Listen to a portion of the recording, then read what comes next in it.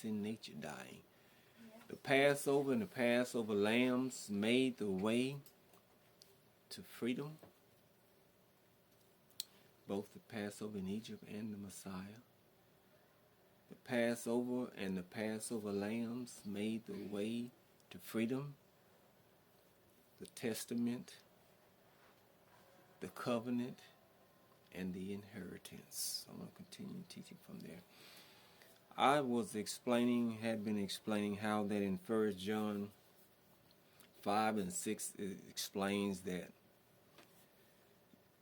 the Messiah came not by water only, but by water and blood. I explained, came by water, came in the flesh. Being a descendant of Noah, he came by water. Elohim destroyed that world from contaminating Noah and his family. Amen. Noah them in the ark. He came by water, being a generation of Noah pertaining to the flesh.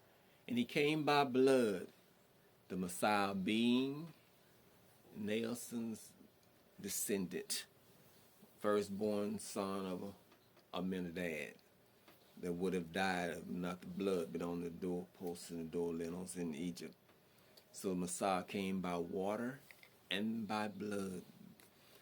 So it connects, amen, the Passovers, amen, Naasson living onward, amen, made the way for the Messiah to come in the flesh as Elohim purpose, amen.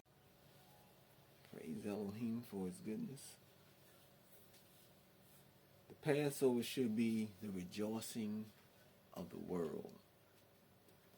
The whole world should be rejoicing, saying, woo! Death passed over our fathers 2,024 more or less years ago, over Israel and all the other nations of the world. That's why we've been born. Woo! I'm talking about the Passover, the actual Passover, the whole world, the Messiah,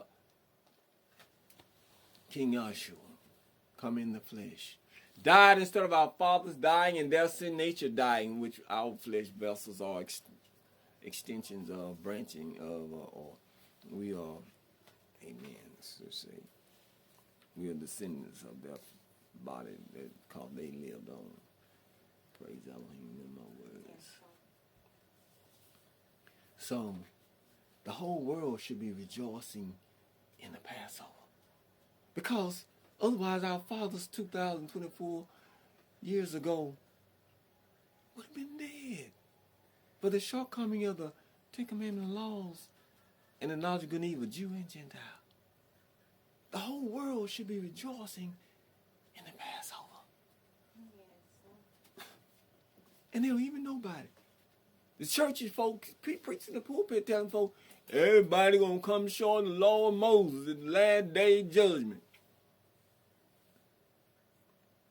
Denying the Messiah's Passover accomplishment and taking man from under the law, dying in the place of mankind, dying for the shortcoming of the Ten Commandment law, and sin nature dying, and the knowledge of good and evil, man sin nature dying. They denying what he accomplished, denying the Messiah's Passover. So people don't know that they should be rejoicing. The world supposed to came to an end, would have come to an end 2,024 years ago in the days of our daddies, ancestors back then. The whole world supposed to be rejoicing the Passover. Not just Israel. Death didn't just pass over Israel as the firstborn in Egypt. Death passed over the world 2,024 years ago. The world's supposed, but what preacher? Who? Oh, the gospel is powerful. Why don't you tell it then?